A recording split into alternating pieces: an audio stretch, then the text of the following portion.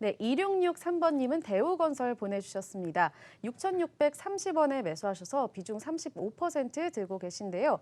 건설주 흐름이 좋은데 업황 호조에 따라 이 종목도 상승할 수 있을지 궁금합니다. 이렇게 메시지 보내주셨습니다. 최근 남북 경협주 중에서도 이 철도주와 또 철강주를 비롯해서 이 건설주들이 기대감에 몸값을 올리고 있는데요. 대우건설도 좀 이 덕을 볼 수 있을까요? 네. 오늘은 제가 이분께 제가 쓴 책을 선물로 드리도록 하죠. 그 이유가 뭐냐면 이 종목은 제가 잘 모르겠습니다.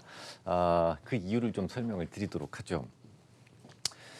자, 일단 건설주 같은 경우는요. 건설주뿐만 아니라 뭐 우리나라 기업들의 대부분이 이런 환경 안에 놓여 있어요. 그런데 이제 그중에서 가장 심한 종목 중에 하나가 뭐 건설주, 조선주 뭐 이런 것들이라고 생각이 되는데요. 쉽게 말씀을 드리면 우리나라는 이제 고용 사정, 고용 시장 자체가 상당히 비탄력적이죠. 그러니까 쉽게 말씀을 드려서 경기가 좋을 때는 많은 사람들을 고용할 수가 있는데 경기가 나쁘다고 해서 일단 고용한 사람을 해고할 수가 없는 나라가 바로 우리나라입니다. 미국 같은 경우는 어떤가요? 해고가 가능한데 그러니까 fired 된 거하고 laid off 된 것하고 그네들은 구분을 합니다. fired 된 것은 완전히 너는 해고야, 집에 가 이거고요. 그 레이오프라고 하는 것은 뭐냐면 지금 일감이 없으니까 좀 잠시 집에 들어가서 쉬세요라는 것을 의미합니다. 하지만 걱정할 게 없어요. 왜냐하면 그렇게 해서 일단 잠시 쉬세요라고 결론이 나게 되면 나라에서 그 부분을 커버를 해줍니다. 임금을 준다라는 거죠. 그래서 미국 같은 경우에는 보통 이제 그 지난 금융위기 때 최대 99주까지도 임금을 일 안 하고도 받은 적이 있어요.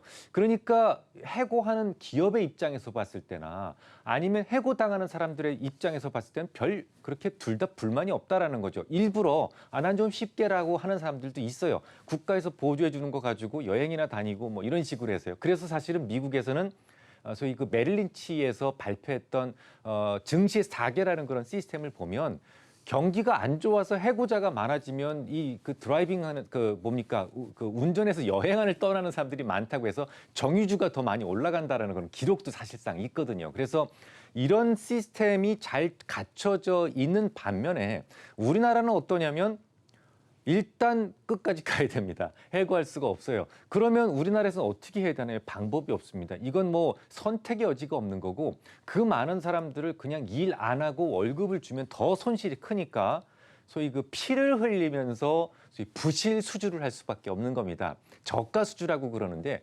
그게 CEO가 잘못한 게 아니에요. CEO는 그때마다 최선의 선택을 한 것뿐입니다. 아무튼 그렇게 문제가 되게 되면 뭐가 누적이 될까요? 내가 예를 들어서 이거 공사라면 100원이 들어가는데 80원에 수주했다라 그럼 20원의 손실이 누적이 되겠죠. 그나마도 일을 시키는 것이 다행이다라고 생각을 하고 불편을 감수하면서 수주를 하겠죠. 그래서 경기가 안 좋을 때는요. 마치 여러분들 그 해운대의 모래사장을 보면 이게 뚝을 막아놨기 때문에 들숨날숨이 안 되죠. 들숨날숨이 돼야만 모래사장이 유지가 되는 건데 딱 막아버리니까 어떻습니까? 날숨만 되는 거죠. 그러다 보니까 모래를 계속 퍼서 갖다 담아놔야만 그 모래사장이 유지될 수밖에 없는 것처럼 우리나라도 해고가 자유롭지 않다 보니까 무슨 문제가 생기냐면 소위 경기에 민감할 수밖에 없는 몇 개 업종은 해운대의 모래사장처럼 계속 빠져만 나가는 문제가 생기는 겁니다. 그걸 갖다가 해소하기 위해서 소위 감액상각, 지난 시간에 말씀을 드렸죠. 임페어먼트라고 하는 그 감액상각을 할 수밖에 없는 겁니다. 그래서 이 종목도 지난 2016년도에 감액상각을 한번 했어요. 그래서 이제 그 이후로 저는 어떤 생각을 했냐면 이제 다 털어냈겠구나라고 생각을 했었는데 지난해 말에 또다시 대규모 그 부실에 대한 얘기가 나오게 됩니다.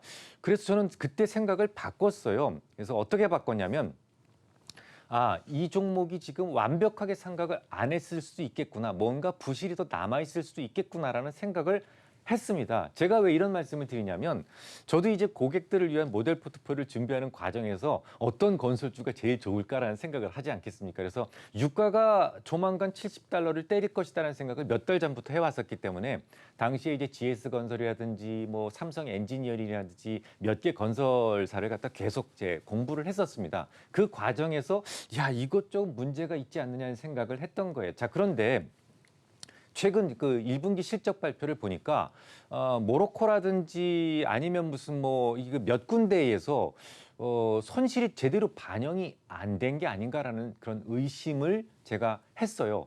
그런 게 반영이 안 됐더라고요. 그래서 그게 완전히 상각이 끝나서 안 된 건지 아니면 이번 분기에만 그 손실을 반영을 안 시킨 건지 이 부분에 대한 확신이 서지 않습니다. 다시 한번 강조드립니다. 이 종목이 잘못됐다는 것이 아니라 뭐가 의심스럽다는 것이 아니라 제가 모르겠다라는 겁니다. 그 부분에 대해서 확신할 수 없다라는 겁니다. 왜 그러냐면 아이놈의 상각이라는 것이 원칙적으로 그렇습니다. 어떤 그 법적 규제 안에서 넌 이만큼 되면 상각해야 돼라고 규정을 한 것도 아니고 그리고 저희 같은 전문가들이 예상할 수 있는 분류도 아닙니다. 그냥 회계 담당자가 야 이거 좀 누적적으로 너무 심한데라고 생각이 되면 어느 순간 자기가 결정을 해서 상각을 시키는 거기 때문에 이건 도저히 저희 같은 전문가가 이렇게 넘겨다 볼 수 있는 그런 분야가 아니에요. 그래서 제가 이 종목은 잘 모르겠다라고 말씀을 드리는 겁니다. 자, 그러면 기왕 사셨다면 어떻게 할까요? 어쩔 수 없죠. 저는 이런 경우에는 이제 기술적 분석에 의존하는 편인데요. 6,380원에 상당히 강한 에너지 라인이 존재합니다. 6,830원을 기준점으로 잡으십시오. 그 아래서는 매도한다, 그 이상에서는 보유한다. 이렇게 전략을 세우시면 될 것 같습니다.